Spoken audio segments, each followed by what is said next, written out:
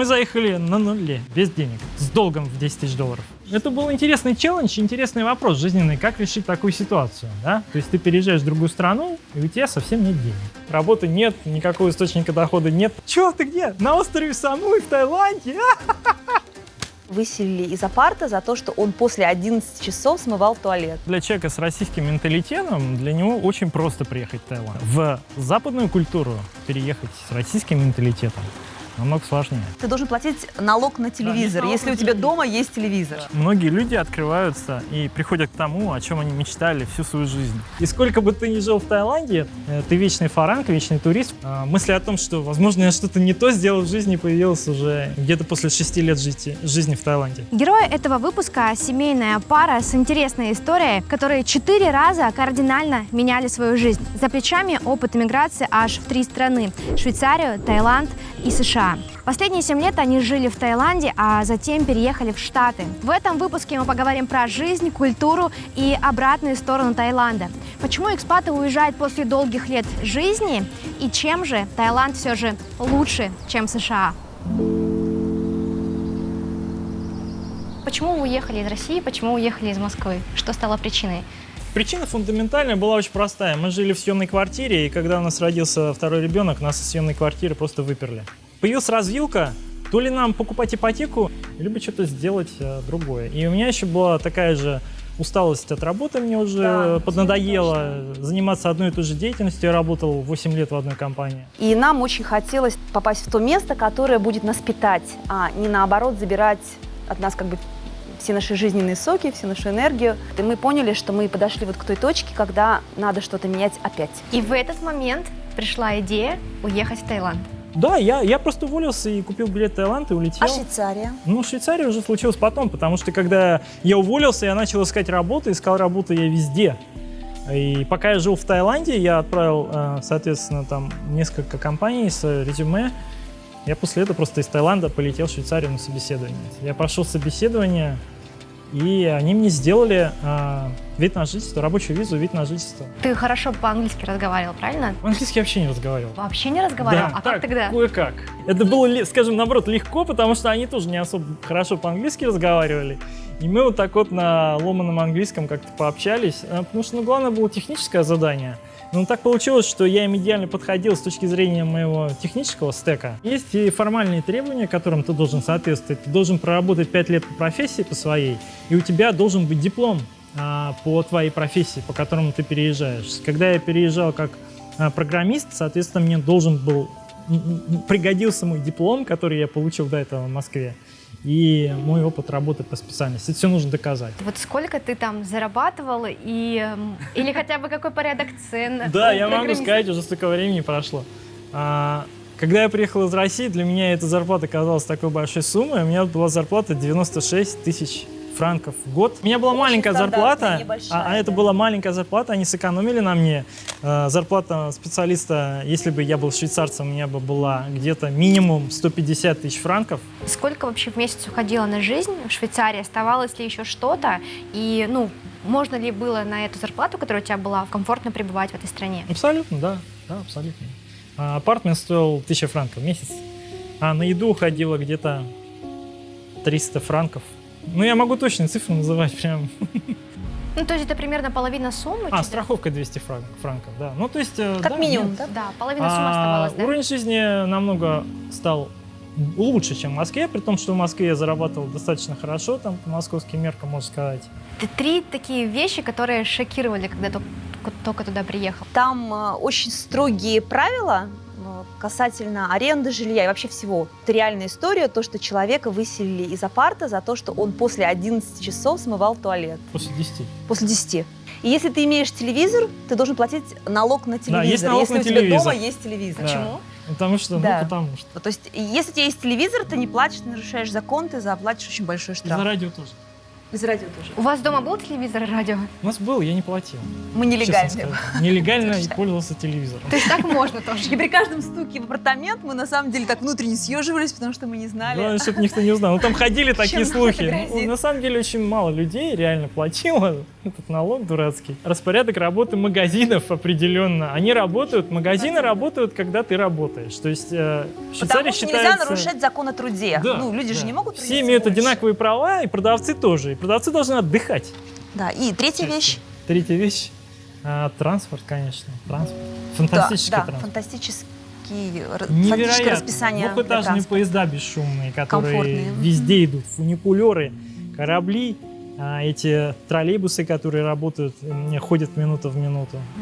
Ну так вот, если подытожить, вам было там комфортно жить, вам там нравилось, вы там себя чувствовали хорошо? Да, к вопросу, почему же я уехал из Швейцарии, да? Ну, во-первых, не сложилось с работой, раз.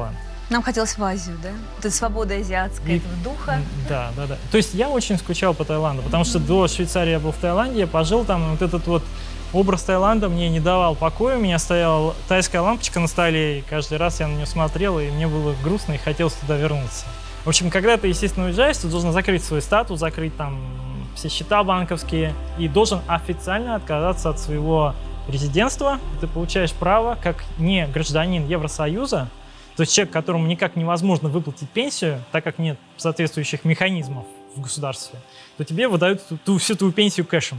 То есть, когда ты закрываешь гражданство, ты получаешь на руки все, что ты заработал в качестве своих пенсионных отчислений. То есть фактически я вышел на пенсию в Таиланд в возрасте 36 лет. И сколько тебе дали денег? Мне выплатили 12 тысяч франков. Это был очень такой интересный момент, когда я пришел в ратушу, государственную ратушу. Там было окошечко, куда нужно было подать документы об отказе от гражданства и заплатить пошлину. Очереди там не было в этом окне, ты знаешь. Ты был единственный, да, похоже? Я был один. Я заполнил бумаги, заплатил пошлину, там, сколько-то, 50 франков или что-то такое. Мне поставили штамп в паспорт, что я должен выехать. И я уехал. Без сожаления, да? Сожалеть я стал потом, но, кстати говоря, в течение года, если ты передумаешь, ты можешь ее восстановить и вернуться. И в течение года такие мысли возникали? Нет, я об этом узнал лет через 5. Нет, я не жалел. Первое время я вообще не жалел. То есть мысли о том, что, возможно, я что-то не то сделал в жизни, появилась уже несколько позже. Где-то после 6 лет жизни в Таиланде. Теперь давайте поподробнее про Таиланд. К моменту, когда вы сюда приехали, у вас уже были какие-то накопления? Уже и работа какая-то была? Не было. Удаленная, наверное? Не было никакой работы. И пенсия, я же на пенсию вышел. Да. Мы сняли домик за 4500 бат. Мы даже мопед не арендовали первое время, просто думаю, ну надо пока подумать вообще, что мы будем в жизни делать. Работы нет, никакого источника дохода нет, пока И так. 2 детей Low на profile. тот момент. Ребенка отдали бесплатно в тайский садик. А так можно здесь? Да, Да? конечно. Здесь бесплатно. Но они не совсем бесплатные, Ну, они там, такие, ну, совершенно может быть, там 200-300 с номинальной бат. такой я не знаю. платой. И ребенок может со временем начать говорить по-тайски и полностью здесь выучиться в тайской Да, мы системе. знаем такие примеры, такой когда пример. ребенок, это мой хороший знакомый сын, в 3 годика она, по-моему, привезла, могу ошибиться, но в 2-3 годика, и он на очередном конкурсе занял 2-е место по знанию тайского языка среди всех тайцев. Егор. Ну, все, кто принимал участие. Егор. Он знает Аплодисменты. язык даже лучше, чем Да, тайцы. да. Ну вот как у нас олимпиады по русскому языку, да, и там лучшие из лучших, кто знает русский язык. Вот так же, то есть все возможно на самом деле. Если родители хотят, чтобы ребенок выучил тайский, он выучит. Я всем рекомендую, кто хоть как-то хочет связать свою жизнь с Таиландом, хоть на какой-то срок, все-таки учить язык. Ты эмигрируешь только тогда, когда ты изучаешь язык. Это ключик. Это самое важное, что должно быть на первом месте вообще в эмиграции.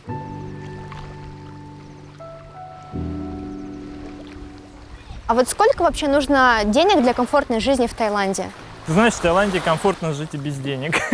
Я хочу так тебе ответить. То есть, в принципе, когда я первый раз сюда приехал, и у меня был вообще минимум денег, я себя комфортно здесь чувствовал. Даже если ты живешь в самом простом домике, ты просто кайфуешь от того, что вот видишь такой закат, как сейчас. Море, вот эти звуки.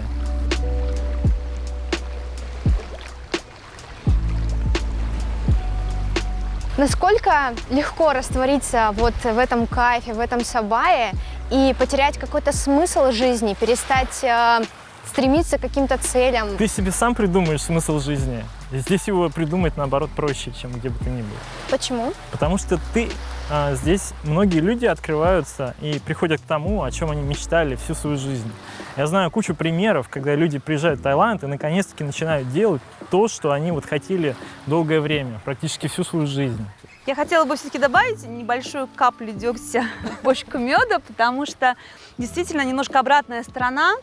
Это некая несобранность и расслабленность. Такой стиль жизни, он приводит даже к тому, что если ты планируешь встречу, скорее всего, человек, который здесь живет, он опоздает 100% и достаточно надолго, и это норма.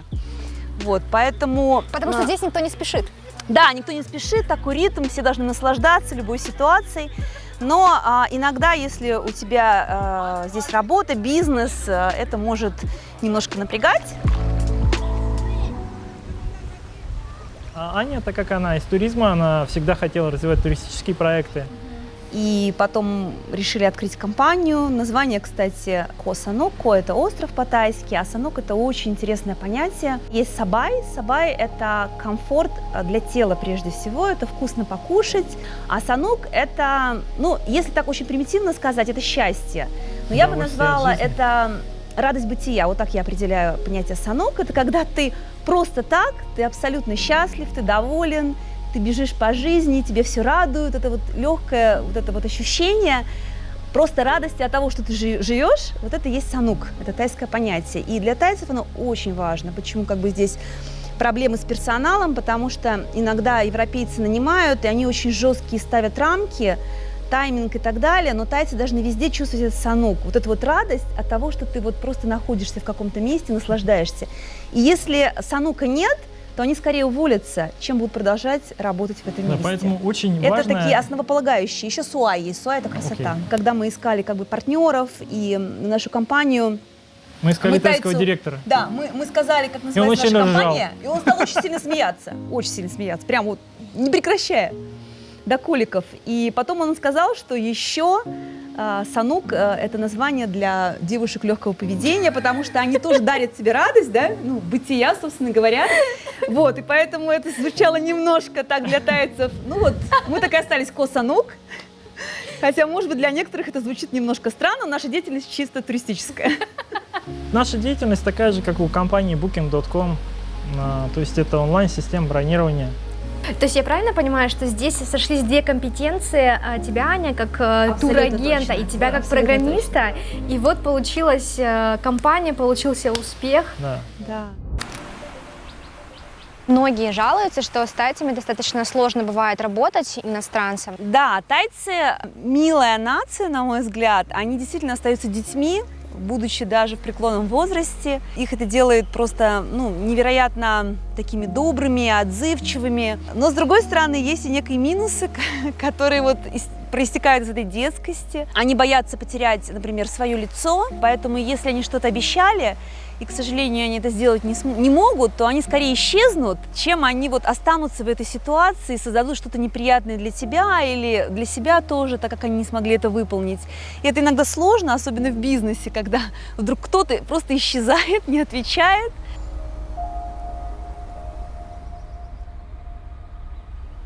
Второй момент связан, конечно, с языком.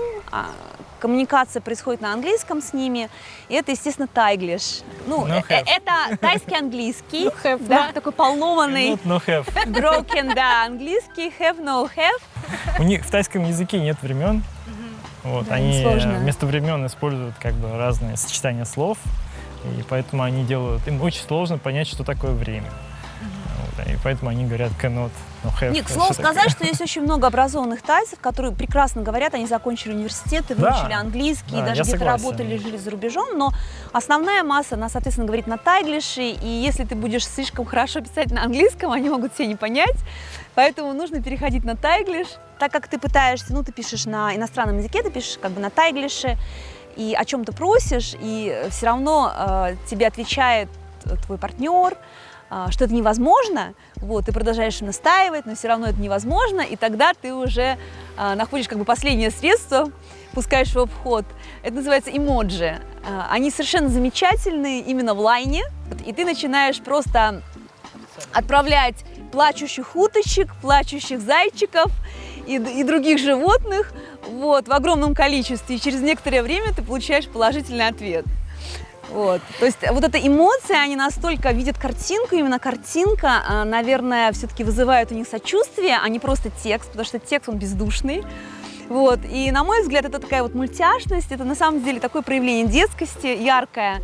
Вот. И оно реально работает, так что если кто-то может попробовать в бизнесе, я уверяю, что это сработает. То есть отправлять эмоджи плачущие, это растопит их сердце. И также благодарности, сердечки и так далее, там огромное количество. Тайцы очень это воспринимают намного лучше, чем просто thank you.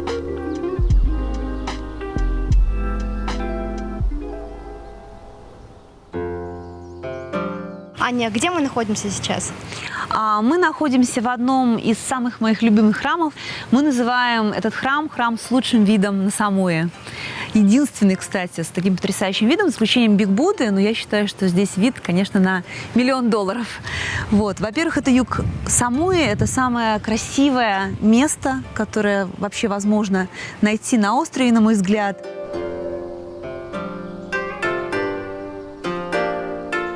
Ань, можешь сказать, что Самуи для тебя это какое-то особенное место, но вот что, допустим, ты здесь себя как-то чувствуешь совсем по-другому, нежели там, допустим, в России или там в Штатах?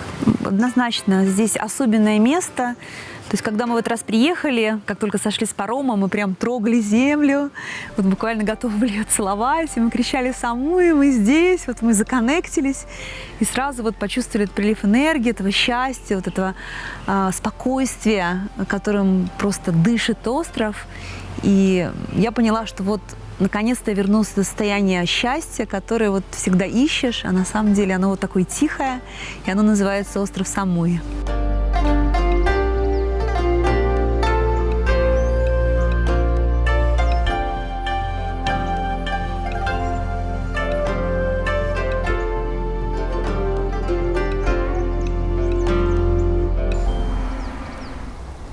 Можно ли в Таиланде стать своим? Ты знаешь, я могу ответить коротко. Таиланд — это одна из немногих стран, где у тебя не возникает ощущения, что ты здесь чужой с самого начала. Я вот слышала, что здесь всегда у тайцев больше прав, чем у так называемых фарангов. Ну, фаранги — это мы, иностранцы. Так тайцы называют нас. Что вы скажете об этом? Это Слушай, правда? ты знаешь, мне кажется, у фаранги здесь вообще-то находится как привилегированная каста до сих пор. То есть их стараются не замечать. И мне кажется, что минимальные нарушения, наоборот, тайцы закрывают глаза и не обращают. То есть они, это там фаранг. Ну да, если в судебных разбирательствах, конечно, тут уже другое дело. Но Суд, скорее всего, будет на стороне тайцев. Ряд профессий, они закрыты для иностранцев. Например, нельзя работать гидом, в бьюти-индустрии тоже. Там, чтобы работать фотографом, нужно получить сложную лицензию. То есть ряд таких, конечно, есть ограничений, но они просто защищают рабочие места для местных. Должен быть диплом фотографа. С этим дипломом фотографа ты должна оформить work permit как фотограф, и только после этого. И если ты снимаешь какие-то, по-моему, мероприятия, там нужно тоже отдельное разрешение. То есть все лицензируется. Здесь очень законодательство развито на самом деле. Многие люди об этом не знают и не обращают на это внимания. Но вообще-то здесь закон есть, и он работает.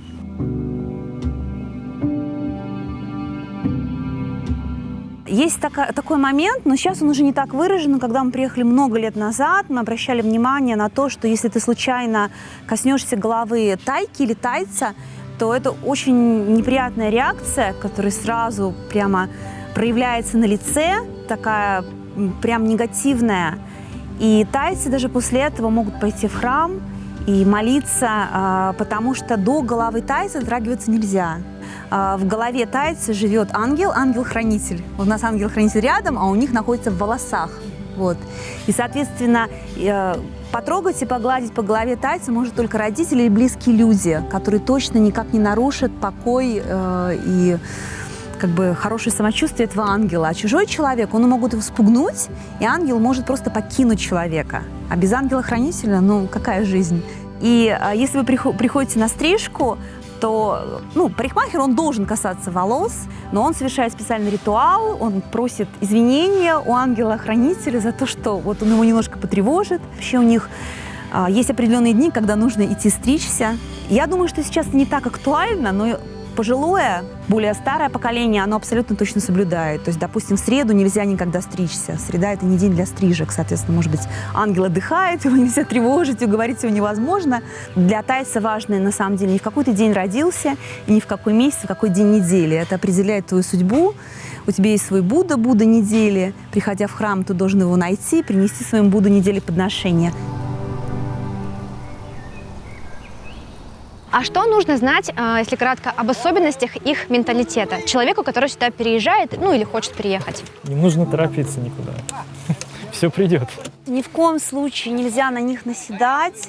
Если у нас, например, владелец компании со своими сотрудниками в строгой форме что-то попросить, это норма, собственно говоря, это босс, и он имеет право так сказать, то здесь это может восприниматься как обида, как лишение санука, о котором мы говорили, и вплоть до того, что человеку некомфортно, и он может просто не выйти на работу, несмотря на то, что у него неплохая работа и зарплата, он просто исчезнет. Нужно, к сожалению, быть терпимым, как с детьми, знаете, к своим детям относимся, мы же многие их недостатки терпим, да, ради чего-то большего, да, стараемся их понять, принять такими, какие они есть. Вот, наверное, не все такие тайцы, есть тайцы, как я говорила, которые закончили университеты, имеют опыт работы где-то в европейских компаниях, за рубежом, они немножко другие, с ними намного проще, но в целом вот такая тенденция существует, поэтому надо не торопиться, ни в коем случае не наседать, не обижать, не повышать голос, об этом вот очень многие говорят, и это действительно так. Да. Ты знаешь, я хочу сказать, что люди, которые здесь начинают бизнес, и правильный подход к бизнесу будет с мыслью о том, что ты можешь сделать для того, чтобы сделать эту страну лучше, для того, чтобы местное население стало жить чуть-чуть лучше. В общем, как ты можешь улучшить это место, а не что ты можешь отсюда взять. Вот это неправильный абсолютно подход, думать, как ты можешь использовать дешево рабочую силу местную, еще чего-то. Это абсолютно категорически неправильно так думать. Мне кажется, даже в целом в бизнесе неправильно так думать. А если говорить о минусах Таиланда, вот самый главный минус Таиланда? Визовый вопрос. Да? Да. Боль всех экспатов. В принципе, я согласна. Это единственный минус. Ну, самый большой минус. Остальные мелочи, скажем так, не минусы. Кто-то раньше говорил, что здесь нет гречки или что-то еще там такое. Но сейчас тут и гречка есть, и сыр есть, и я, честно говоря, уже все это растворилось. Ну, вообще-то очень интересная история. Вы знаете, что у нас в нашей стране нужно служить в армии, как 2 года было, да, сейчас год, да, до сих пор обязательная служба существует. То здесь обязательно существует срок пребывания любого молодого человека. По достижению совершеннолетия он должен стать монахом. Обязательно. Как правило, это срок недолгий, 3-6 месяцев. И это все выглядит, как у нас провожают в армию. Вот здесь также собирается вся семья, столы, то есть провожают в монахи.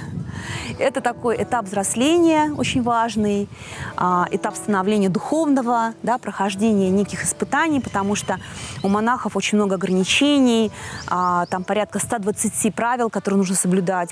И вообще же это особенность. У нас человек, который был пострижен монахом, был монахом, если он вдруг перестает быть, это растрига. Это человек, который, в принципе, вне уже религии, и в старину его преследовали, вот, наказывали и так далее. То здесь очень интересно, что любое количество раз ты можешь постригаться в монахи и расстригаться. Очень принято, например, какие-то звезды или политические деятели могут вдруг исчезнуть совершенно там, с газетных полос и так далее, и о них никто не слышит.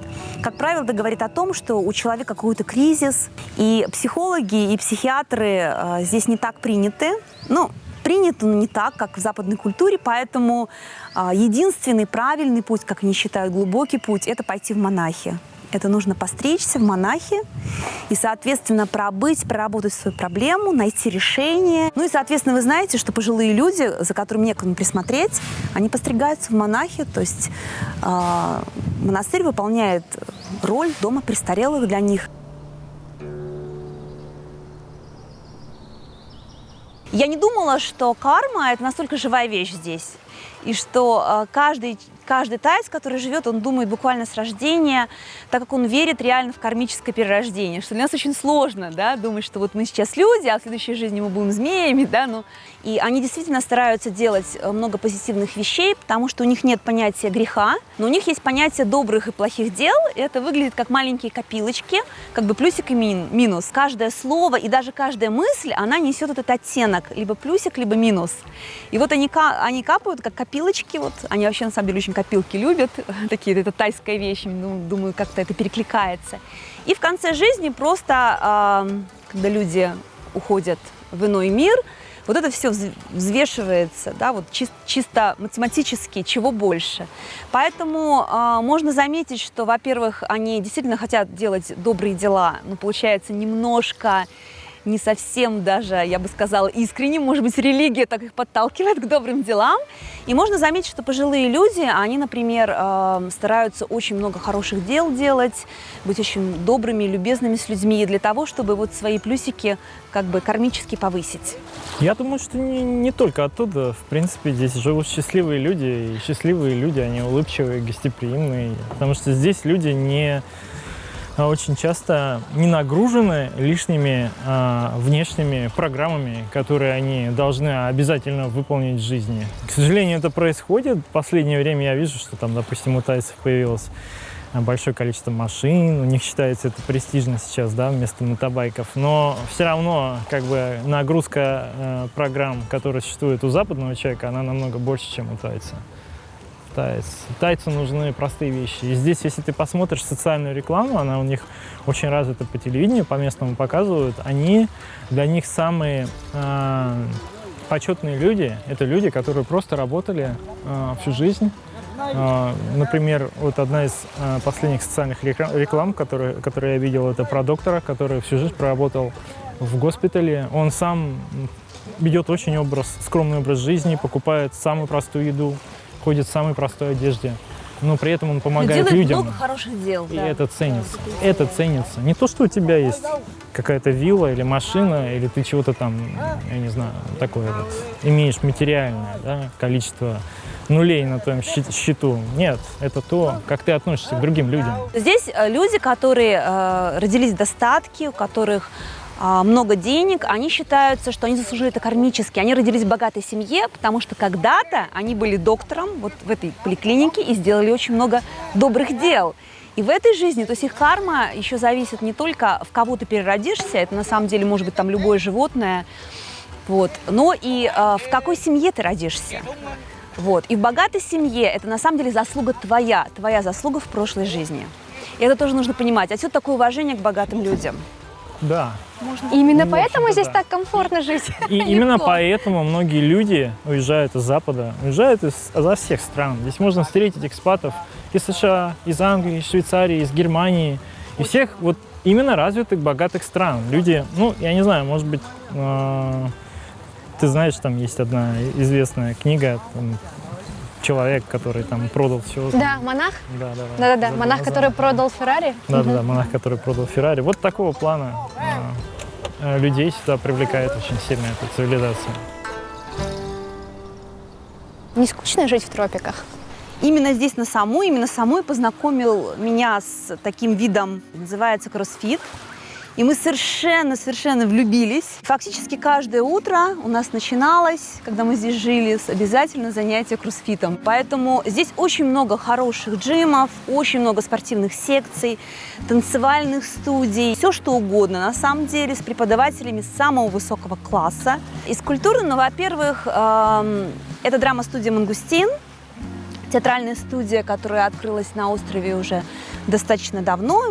И сейчас еще несколько театральных студий открылось. Кстати, очень много для детей, очень много кружков. То есть такое количество кружков и всевозможных студий, и всяких творческих занятий, которые здесь есть на Самуи, его невозможно найти в Штатах. На острове собрано уникальное сообщество людей, и поэтому очень большое количество всего.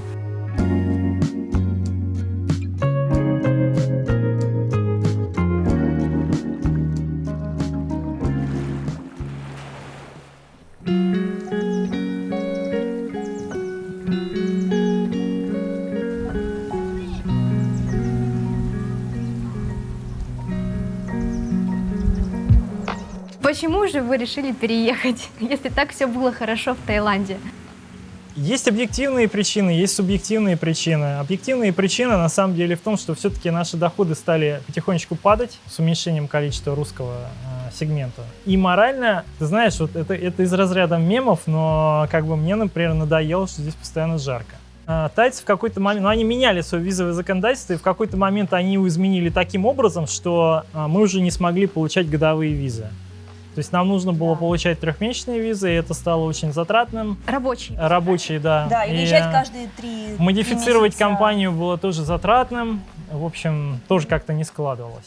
Да, вот как раз вот визовый вопрос. Дети. Появился Если уже у тебя тогда. дети старшего возраста, у Да. тебя начинают появляться вопросы, что они будут делать потом, когда они закончат, закончат школу, куда они дальше пойдут с этими дипломами своими тайскими. И сколько бы ты ни жил в Таиланде, твой собственный статус, он тоже остается. Ты вечный фаранг, вечный турист. Фаранг — это слово хорошее, но ты все равно вечный фаранг, вечный турист. Твой визовый статус здесь всегда. То есть получить гражданство, как-то изменить нереально совершенно. То есть мы просто подумали о нашем будущем, насколько И о будущем детей, да, скажем? насколько мы реально подготовлены к нашей жизни через 10 лет, к примеру, через 20 лет, оставаясь здесь, в Таиланде. Насколько наши дети будут подготовлены к жизни, если они просто будут жить в Таиланде и все. И так получилось, что у нас появилась возможность переехать в США. Ты знаешь, я хочу тебе сказать, что переезд из Таиланда в США был самым неоднозначным и сложным шагом в жизни среди всех переездов, потому что он не был эмоциональным, он был рациональным. Рациональные шаги делать всегда очень тяжело. Меня Америка вообще, когда я приехал, не вызвала никакого совершенно эмоционального такого отклика, и меня не было. И даже Леша сказал, что американцы, они похожи на зомби, они не эмоциональные.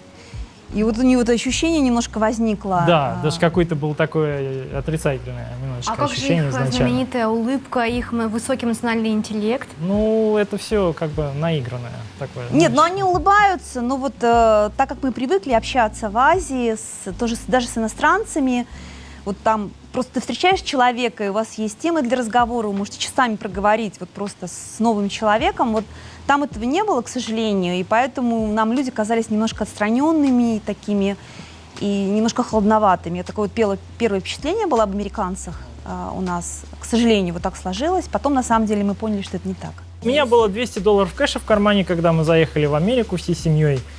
В общем, мы заехали на нуле туда, просто без денег. С долгом в $10 000. Ого! Скажем Это так, еще. долг Это, был по бизнесу здесь? Не по бизнесу, но просто разным людям, то есть нам не хватало тогда денег, реально. И мы не могли снять жилье без денег, ты знаешь, это невозможно. Это был интересный челлендж, интересный вопрос жизненный, как решить такую ситуацию, да? То есть ты переезжаешь в другую страну, и у тебя совсем нет денег. Ну, тебе Еще нужно в Америку. Да, с 2 детьми и собакой. Да. Ну, и вот я начал спрашивать своих друзей-сансерферов, и до сих пор очень благодарен за совет, который я получил, воспользоваться сайтом, который назывался workaway.info. Он существует. Он существует до сих пор. И тебе предоставляют бесплатно жилье в обмен на то, что ты можешь работать. Ну, эта работа имеется в виду, она Для фана достаточно больше, для фана скажем. больше. То есть ты выполняешь какие-то, это не сложные работы, не черная работа. Это может быть на ферме, может быть по дому, и это ограниченное количество часов, обычно не больше 4 часов в день. То есть идея была такая, мы заехали, мне нужно было найти работу там, да, я не мог ее найти отсюда, просто когда ты звонишь и говоришь, где ты находишься, на другой стороне линии начинают ржать. И мои разговоры рабочие превращались просто в какой-то вот реально, как комеди-клаб, такой, чё, ты где? На острове Самуи в Таиланде? И как там вообще на Самуи? То есть вот такие неформальные диалоги, то есть там HR просто Его угорали. серьезно просто не воспринимали. Угорали. Хотя у него, все возможности были устроиться, с точки зрения документации. Ну да. Да, то есть я был абсолютно легален, я имел право найти работу, но как бы искать работу я понял, что находясь здесь не вариант, поэтому я стал ее искать сразу, как мы переехали. И, в общем-то, нам нужно было жить в этом жилье ровно на тот срок, как я найду работу. И как быстро ты нашел работу? За 4 недели. Тут условия гораздо лучше, чем то, что у тебя было в Швейцарии. Да, намного лучше, кстати. Американские компании, IT-компании предлагают намного лучшие условия, чем швейцарские и европейские компании, вообще бесспорно. Потому что у тебя, если ты работаешь на крупную компанию, у тебя идет огромный пакет бенефитов. Во-первых, у тебя идет медицинская страховка на всю семью. И это не только медицинская, ну то есть там разные виды медицинской. Включая стоматологическую. Vision, dental, там еще какие-то там disability, их там, по-моему, 11, что ли, наименований вот в пакете в этом страховок. У тебя идет пенсионное отчисление, которое ты можешь использовать еще до пенсии. В том числе есть способы его использовать. Есть статьи, например, если ты покупаешь дом первый раз, или если у тебя какая-то такая ситуация в жизни, которая требует денег, и тебе негде взять, ты можешь использовать. Помимо этого, у нас в стартапе безлимитный отпуск. То есть? Он был, его даже сохранили, как компания перестала стартапом быть, но они сказали, что мы декларируем, вы работаете, мы хотим, чтобы вы работали, чтобы вам это доставляло удовольствие, если вам не нравится работать, не работайте. Как это так? То есть вы можете отдыхать, не знаю, по полгода в год? Как это работает? Я сейчас фактически ушел на полгода отдыхать. То есть ты сейчас не работаешь все это время? Нет, я работаю, но лайтово. В плане, конечно, защищенности, работа на компанию в Америке, конечно, дает многое тебе. То есть это много. То есть у тебя закрыты все твои риски фактически в жизни, там, пенсия, здоровье, disability или какой-то несчастный случай. Да? Там консультация юриста. Бесплатные. Да, включено. Причем даже лоер.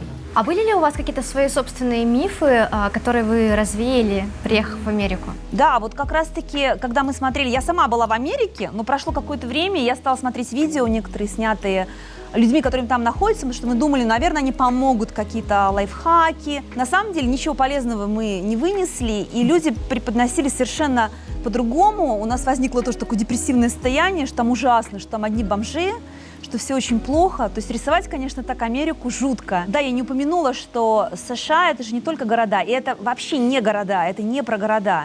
Может быть, Нью-Йорк, да, красивые города есть, но это прежде всего природа. Это совершенно безумная природа. Это все климатические зоны, это невероятные пустыни Невады, Юты, это каньоны, это животные, это их идея coexistence, это существование, то есть вот neighborhood, твоя комьюнити, и тут же животные, еноты домой приходят, и птицы везде, и морские котики прямо на пляже, вот где ты лежишь, да, под зонтиком, и мама рожает морского котика, и лежит котенок. Но после Таиланда меня, например, удивила чистота пляжа. Мы не увидели вообще никакого мусора, здесь выносят постоянно.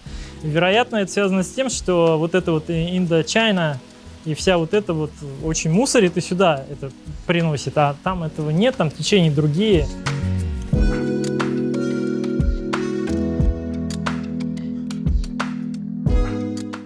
Что в Таиланде лучше, чем в Штатах? И где свободнее? Стоит для начала определять понятие свободы, и каждый человек для себя понятие свободы определяет по-разному. Поэтому, если ты его для себя как-то определишь, то, наверное, ты потом можешь это применить. Для меня, например, здесь намного больше свободы.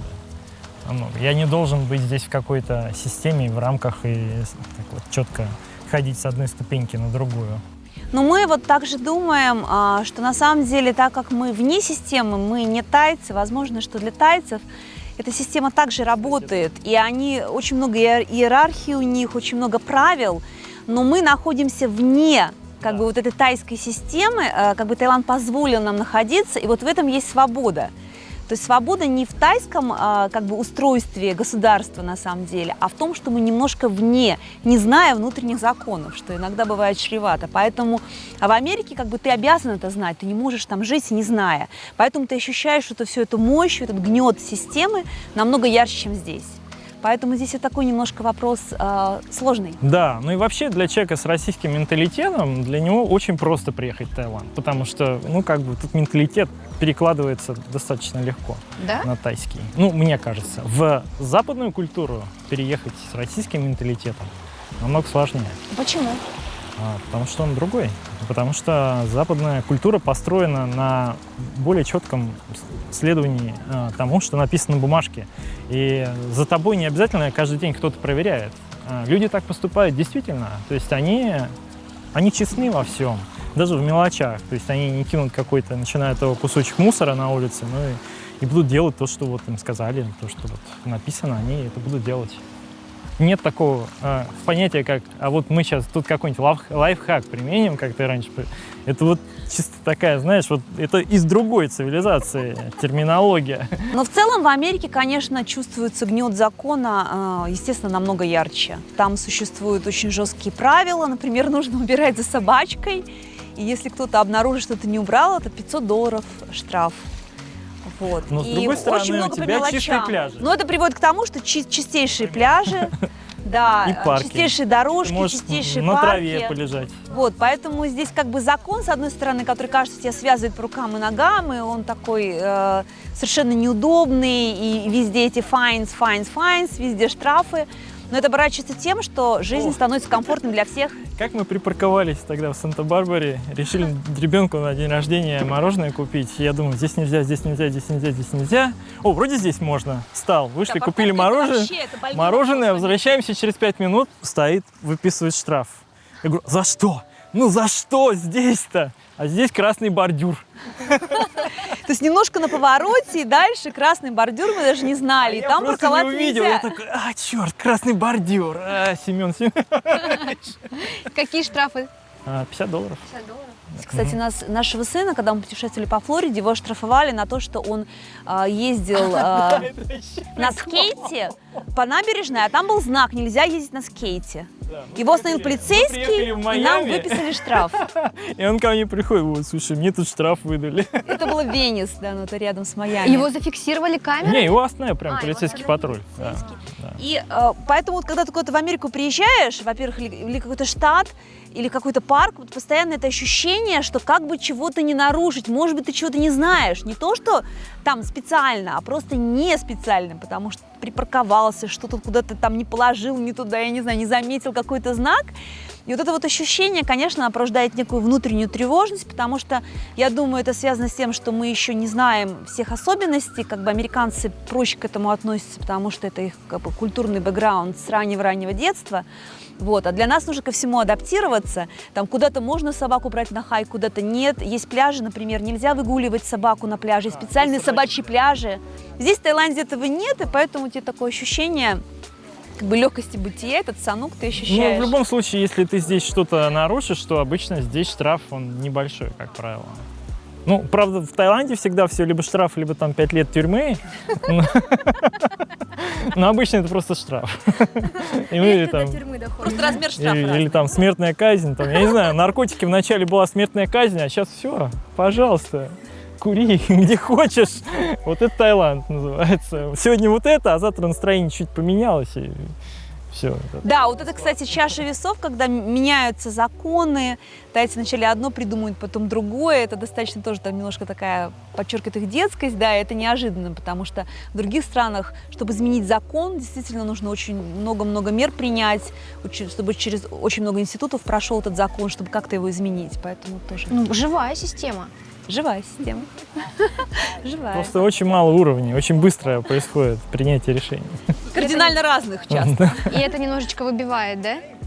Да, иногда это сложновато. Но если ты здесь поживешь чуть-чуть, увидишь, визовый вопрос, он меняется буквально каждые полгода. И сегодня одно, завтра другое. Сегодня тебе один список документов нужен, завтра уже это все не работает. И сначала гоняет по одним типам виз, потом гоняет по другим типам виз. И Да, постоянно абсолютно точно, да. какие-то проблемы с разными типами виз. Да. В отличие от многих стран, Америка тебе сильно дает твой индивидуальный опыт. Наверное, я бы сказал, что, например, если взять в Таиланде, здесь можно сказать, что люди более-менее, так или иначе, Видят Таиланд одинаково, видят да? Таиланд одинаково и живут более-менее одинаковыми жизнями. В Америке у каждого настолько по-разному сможет сложиться своя собственная Некоторые судьба. живут в одном районе Лос-Анджелеса, собственно говоря, рядом с кемпом Хоба, да, ну, бомжей называют так, и ходят работать каждый день, и вот такая у них Америка. И я их очень понимаю, это очень тяжелая жизнь. С точки зрения комфорта, быта, возможностей. Да. Это я скажу вначале. Давай. Я до сих пор вспоминаю в Москве, когда ты живешь в многоэтажке, и ты съездил в магазин в Ашан. И ты приезжаешь зимой, Ашан. ты открываешь багажник, у тебя сумки. И, значит, нужно несколько ходок сделать, Да. взять лифт, подняться и так далее. Если ты не на первом этаже живешь, конечно. Ну и даже на первом все равно тяжело. А Там мы на нужно первом код сидим. набрать. А если лифт сломался, а ты на Да, пятом этаже? абсолютно, абсолютно. А и парковка занята, потому что уже все запарковались, там приехал. И сам. здесь ты приезжаешь к зима. своему дому, открываешь гараж, Нажимаешь на машина, кнопку. нажимаешь на кнопку, он сам открывается. Он даже говорит welcome home. Открываешь гараж, сдаешь кухне, И там потому дверь что прямо сразу на у тебя кухню дверь не сделали. открывается на кухню. И тебе Открываешь багажник багажник, открывается, и вот и дверь на кухни и кухня. И переносишь вот так вот 2 с метра. багажника в холодильник. Это на самом деле мелочь, но насколько Ну, как она мелочь? облегчает Ну, да. жизнь вот в таких каких-то бытовых вещах. Ну, и много таких вещей, которые действительно невероятно крутые, которые помогают тебе не думать, ну, думать о чем-то, скажем так, больше высоком, чем в каких-то там низменных материях. И это очень здорово. Ты знаешь, если говорить о некоторых вещах, то они, как ни странно, в Таиланде лучше, чем в Америке. Например, здесь можно перевести платеж между 2 банками бесплатно, а в Америке это сделать нельзя. В Америке тебе нужно использовать третью систему, какой-нибудь Venmo или PayPal или Google Pay. Нельзя просто со счета на счет в другой банк денег перевести. Там нет оплаты QR-кодами, нету каких-то таких простых вещей, которые, например, здесь есть в Таиланде. То есть Нет, ну в целом... не все да, так... Я бы не сказал, что Америка в каком-то технологическом плане, она лучше, чем Азия, да, в целом. Нет, мне кажется, что я это... нашла вторую вещь, это Окей. потрясающе, это Amazon и Lazada. Ну ладно, Amazon и Lazada я не спорю. То есть если ты про что-то вспомнил, ты сидишь без 5:12, и ты понимаешь, что тебе какая-то мелочь нужна завтра утром, естественно, ты не хочешь никуда ехать, и ты просто заходишь, и без 3 минут ты делаешь заказ, и завтра, скорее всего, в первой половине дня, Ну это не на все товары. ну не на все, но, скажем, в большинстве, особенно если у тебя Amazon Prime, у тебя эта вещь будет ровно лежать на коврике перед твоим входом, доставленная, если что, можно что угодно вернуть. Сегодня мне, кстати, ребята напомнили очень интересную вещь, такой американский нюанс, я расскажу. То, что в Америке очень прост возврат. Ты можешь вернуть все, что угодно, даже если ты это носил, использовал. Никто на это не смотрит, так как, похоже, эти судебные разбирательства, они сложнее, чем просто сделать возврат. Самое интересное, что американцы покупают к Рождеству очень много вещей, ну, для украшения дома прежде всего. То есть ты купил елку, Это же а очень 1 красиво. числа ее сдал. Елка, эти все светящиеся фигуры. Вообще это целые там деревни, и мы вот перед Рождеством мы ходим и просто этим любуемся, проезжаем. Тоже мы такого нигде не видели, это что-то невероятное. Рождество Крисмас. это исключительно. Это как бы, особенное, западное. совершенно особенное время в Калифорнии, в США. И потом все это гирлянды и так далее. И потом все это снимается, пакуется, и длинные очереди в магазины, когда люди это сдают. Есть ли у вас какие-то рекомендации, вот кому и в каком случае нужно переезжать в Штаты? Это скорее не рекомендации, а скорее необходимые условия, когда вы можете переехать в Штаты и когда вы будете себя чувствовать там более-менее нормально поначалу. Это точно начинать нужно с языка и статуса визового. То есть нельзя переезжать по какому-то там непонятному или нелегально, не дай бог, переходить границу. Второе – это умение и понимание чтения документации какой-то деловой, и чтобы заполнять всякие справки, просто потому что Все на звонки, лоеров, даже в на больницу лоеров. нужно позвонить Да, ну, и appointment назначить, это все на английском. Конечно. Банковскую карту открыть. И вот про английский язык очень многие думают, что ну, мы учили язык, у некоторых язык хороший, они даже сдают экзамен, репетиторов нанимают. А некоторые даже преподаватели языка, да, и которые всю жизнь преподавали, они приезжают в Штаты, и они не понимают, что им говорят. Это особенность американского английского, он очень своеобразный, и понимать их очень сложно. Им нас понимать очень сложно, даже если мы думаем, что мы говорим на английском. Да, скорее всего, вас поймут в банке, можно открыть карту и какие-то вещи такие сделать, то есть базовый язык, он все-таки нужен, но для комфортной работы, для комфортного общения, для открытия бизнеса, если ты будешь общаться с клиентами, нужно с первого дня начинать учить американский. И для этого тоже существуют лайфхаки, не все об этом знают, кто приезжает. Это называется Community или City College, при которых есть всегда курсы, они называются ESL, English as Second Language. Они совершенно бесплатные для всех приехавших. И иногда платят стипендию. И даже иногда платят какие-то там, помощь какую-то от государства для того, чтобы люди учились. И можно учиться бесконечно, сейчас можно онлайн, сейчас можно, допустим, если ты в Калифорнии, ты можешь к любому колледжу онлайн подключиться. в Сан-Диего, в Санта-Монике, в самому крутому, выбрать курсы. Ты можешь курс подготовки к колледжу, ты можешь пойти в колледж учиться бесплатно, ты можешь выбрать бизнес английский, ты можешь выбрать фонетику, если ты считаешь, что у тебя произношение страдает. И это очень круто, к сожалению, не все знают или, может быть, считают, что не надо тратить на это время, энергию, но я считаю, что это просто одно из приоритетов. Начинать с языка. Даже если тебе кажется, что он у тебя хороший, Он к плохой. сожалению, он плохой. И американскому нужно учиться годы и годы, это бесконечный процесс, и начинать нужно с первого дня. И, кстати, вот если с британцами сравнивать, я работала с британцами, они в этом плане намного как-то лучше тебя слушают, или внимательнее, или более терпеливые, мне было с ними проще, на самом деле. Они меня лучше понимали, но вот именно с американцами, они немножко, мне кажется, ленивые.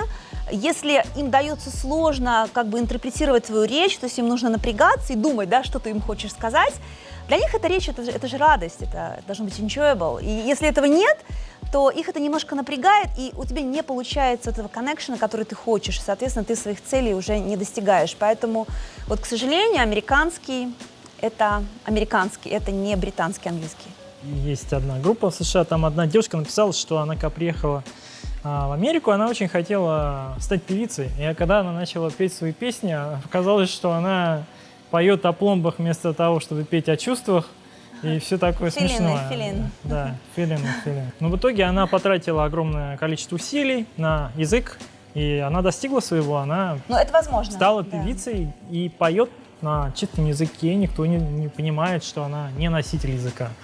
Это возможно. Ну, детям это дается намного проще. Вот наш младший сын, он приехал, правда, с хорошим английским, но приобрел акцент, и сейчас никто не верит и не думает, что у него какие-то другие корни, он кроме американцев. прикалывается над американцами и говорит, что он русский.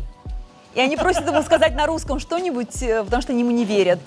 Вот. Но, правда, он сказал, что у него несколько звуков западает легких, и что если бы его проверяли как, например, подозрение на шпиона, его проводили через тест, то вот эти два звука запали, и, возможно, были бы сомнения. Но это очень мелкие звуки, фактически никто их не слышит. Но тем более, что акценты — это норма, в принципе.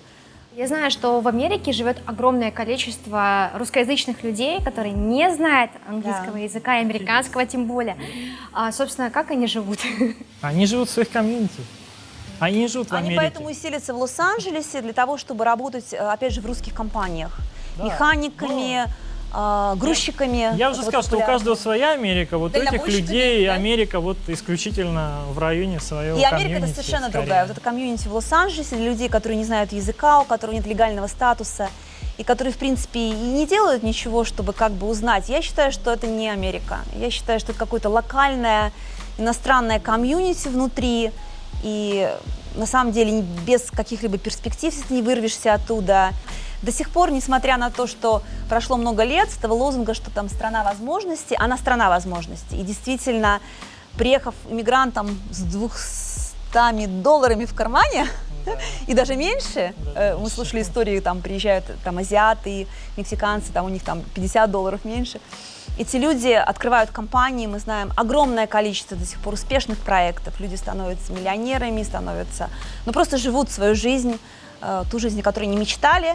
Да, hard working, да, тебе нужно трудиться, да, тебе нужно прилагать огромное количество усилий, но эта вероятность, она больше, чем в любой другой стране. Америка — это рациональная, наверное, идеальная сторона для жизни, потому что рационально она вот очень хороша, очень хороша. Там, например, больше социальных гарантий по сравнению с Европой. Там лучшие зарплаты, там лучше принимают иммигрантов. И цены ниже, чем в Европе, да, в целом, я бы сказала, да? То есть соотношение вот разных сторон там хорошее. Есть недостаточки маленькие в плане медицины, там, ну да, есть какие-то небольшие, но в целом она очень хорошая.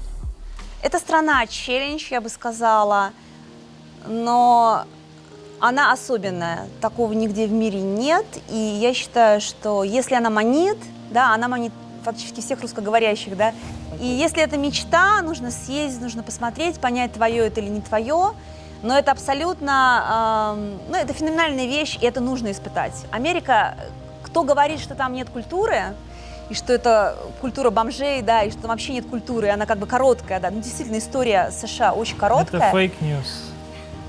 Это абсолютно неправда. Культура, возможно, там, ну, здесь она тысячелетняя, а там она буквально там столетняя, чуть больше. Но они сопоставимы. Она там есть, и она очень глубокая, и у людей огромное количество традиций невероятных, которые нужно изучать, чтобы ты смог в этом обществе существовать. То есть для меня они как бы страны сопоставимые, и, на мой взгляд, если есть возможность съездить, увидеть, почувствовать, понять, что тебе больше подходит, то нужно обязательно это сделать. Азия нас манит. Мы на самом деле, ну, когда мы уезжали, у нас была идея, что мы все-таки будем совмещать. Мы будем в районе там нескольких месяцев, как минимум, может, до полугода жить в Азии и США. Но вот пандемия, она перерубила все наши, к сожалению, планы. И мы за этот год очень соскучились, прямо истосковались. И приехав сюда, мы на самом деле на месяц приехали, просто на каникулы. Мы меняли билеты и практически полгода здесь провели. Ну, как я уже сказал до этого, переезд в Америку это было рациональное решение, а эмоциональное, конечно, я здесь, в Таиланде, я не там. Ну и я человек не западной культуры, все-таки больше, а вот восточный, скорее, по менталитету. Это Потому что-то что- экзистенциальное, я думаю. Это не объяснить словами. Причем мы знаем людей, которые вот делают, вот выходят с самолета, приземляются в Бангкоке, делают первый шаг, первый вдох, и они уже влюблены. Ну это лично, да. И есть люди, которые как ты думаешь, не это же принимают лично, Азию. да? Да, и Куча они людей не принимают Азию, Азию. да. То есть либо ты ее принимаешь сразу и навсегда, либо ты там, ой, тут грязно, а тут домики какие-то кривые, Да. а тротуара здесь нет. И так далее. Да, Ну, вот. еда, не Мы это нравится все не видим. всё. Мы это все не видим, и нам это не важно. И мы недавно, кстати, говорили, почему для нас самой вдруг стал домом. Вот просто дом. Потому что вот когда мы представляем дом, да, и думаем, вот мысль «дом», и первый образ возникает это остров. Дом – это самое.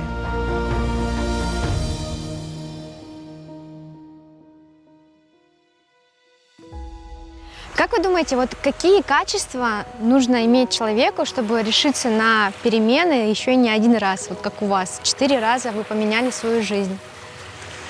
Как вы думаете? Это нужно быть постоянно всем недовольным человеком, таким, как я. Вот мне постоянно скучно, понимаешь?